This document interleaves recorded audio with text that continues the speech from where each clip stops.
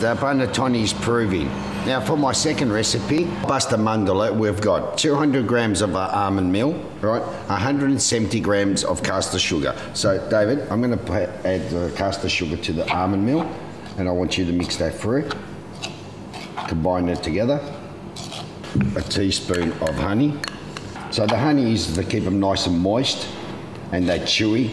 That's what you want to get out of the pasta mandorla, and it keeps a little bit longer in a dry container. Now this is the egg whites that we broke before. We took the yolks, and this is the egg white that's left. So it's good that we're making something with the egg white. So what we're looking for, we combine the sugar and the almond meal. Are you going to mix that, or are you just going to play around? Accountants, mate. What do you want from accountants? Look at that. Look how it's come together. It's beautiful. Once that's coming together, we'll get a lemon and we'll get the rind. Oh, smell that. It's beautiful, the fragrance, lemon fragrance. Well, it's a little bit too wet, so you can always add a little bit more almond meal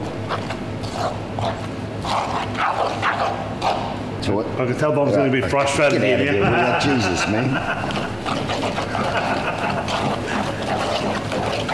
Stick to accounting, man. You're no good with the wooden spoon. So what I have to put up with every day, folks.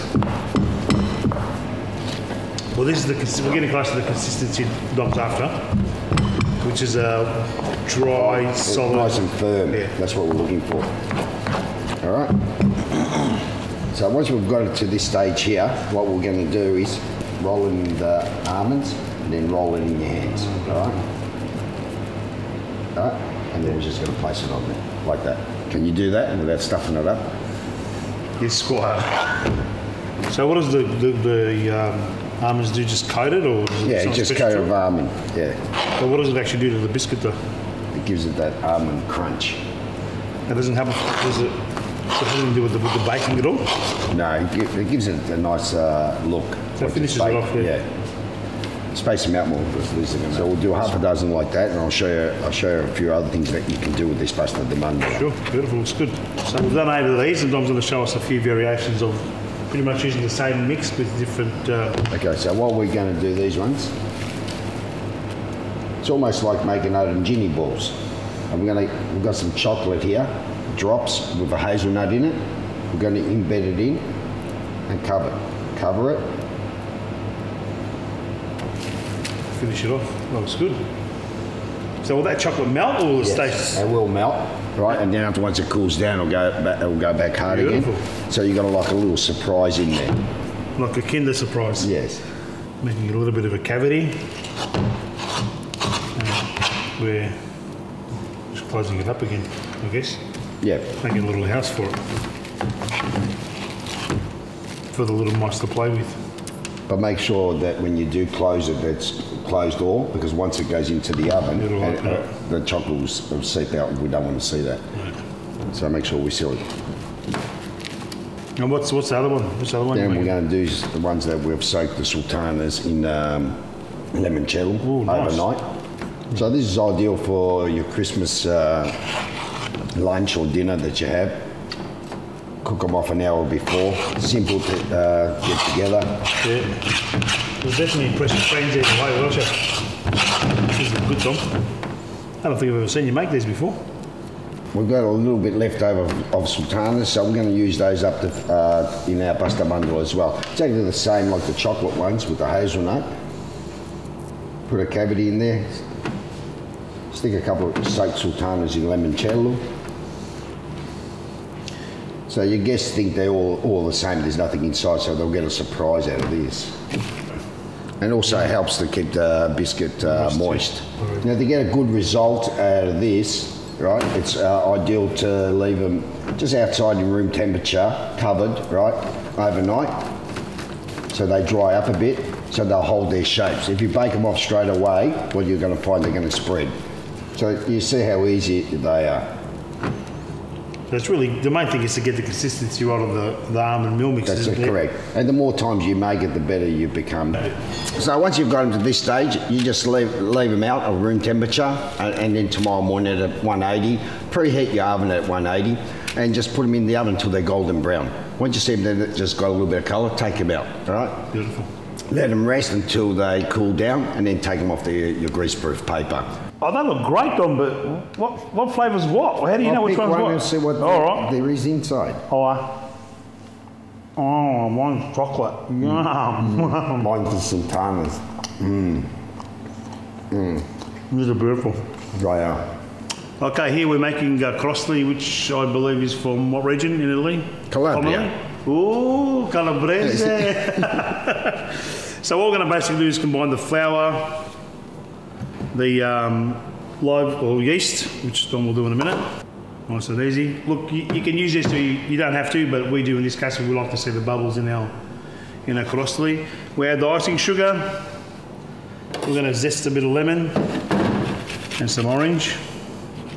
We'll make sure this is nice and get all the flavour that you can get out of this lemon. Smell that, Dom? Beautiful. Smells like orange. In Calabria, it's the same, orange, lemon. Do you know how to use that? Yeah. You sure? Yeah, do that. Then I'll hold it. You can do that orange. Is that too much limoncello, I think? He does a good job, Dom, sometimes.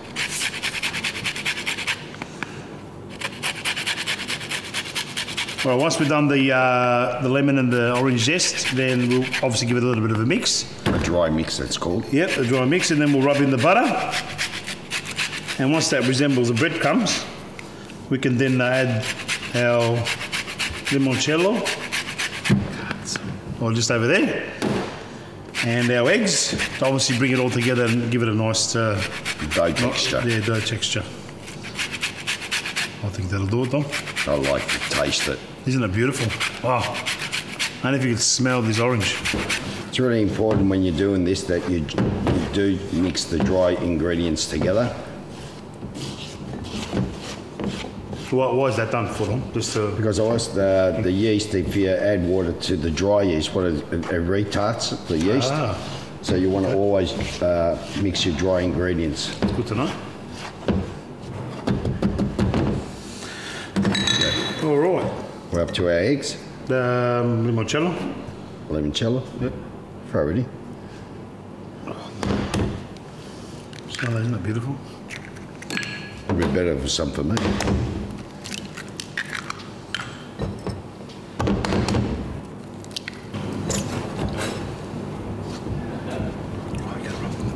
Really, what we should have done is put rubbed in the butter first. Rubbed in the butter. Dom's a magician like that, so we'll take care of that. Yeah. So pretty much what we're going to get is, once Dom finishes that, he incorporates it well, he'll get it will become, I promise you, it'll become a nice, smooth, semi-elastic dough, really.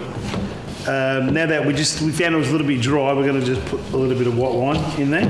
You can use whatever you like. You can use more grappa if you want, or more limoncello, or red wine, but in this case we'll just use some more white wine.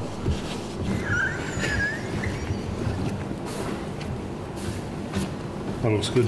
So is this the same way your mum would have made it, Dom, or would she have used a processor? No, she still does it by hand. What a great woman. A smooth dough that doesn't break, obviously, as you probably can see, it's getting very smooth now. So this has been sitting around for about an hour. And to see that if the dough's ready, you just push your finger into it. If it comes back up, you know that it's working. 4 pieces, so it's easier for you to roll it out.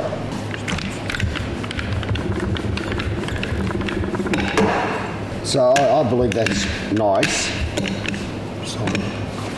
That's a very nice thin sheet of that. Beautiful.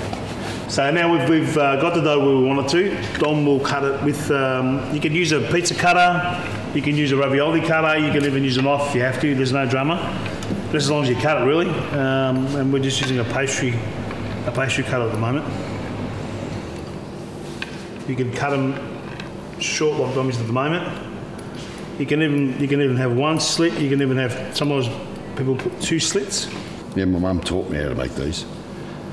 Okay, so we're ready to fry these, as you can see, and they won't take very long at all. They'll be 20-25 seconds each side. As you can see, they've swelled up quite well because of the yeast as well. Like an arrow bar, full of air. An 80 bar.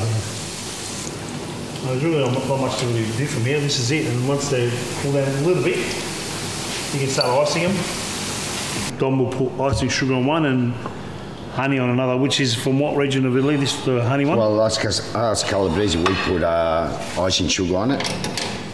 Zucco di vello. That looks nice. Oh, the crunch on is beautiful. Very nice. Cheers. You can taste the lemon in it though. Yeah, you definitely can.